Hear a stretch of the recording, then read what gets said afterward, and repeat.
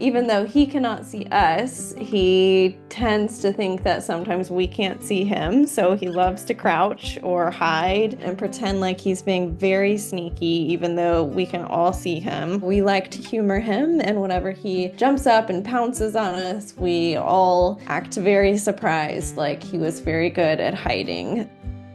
Bruno actually gets around very well for a cat who cannot see. He's gotten more careful the older that he's gotten. When he was a kitten, he used to be a little bit more carefree and would bump into things a lot, but he's very good at getting around. He uses his whiskers, he walks very slowly, he kind of has good memory of where things usually are, and we have found that he doesn't really ever have any issue kind of navigating his world, even though he is totally blind. When he was a kitten, he actually could see, but he had an illness called FIP. He's very happy and very healthy now, but he lost his vision and will not get it back as far as we know.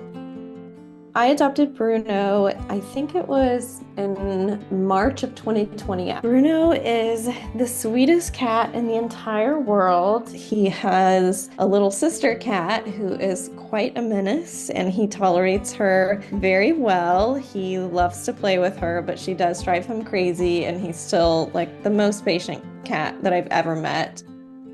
He loves to follow me out into the yard. He just takes off and starts running for a few steps in any given direction. He's just so excited to feel the sunshine, and he's just so happy to like have a little bit of fresh air that he just has to run for a few steps or do a few bunny hops and gets all excited.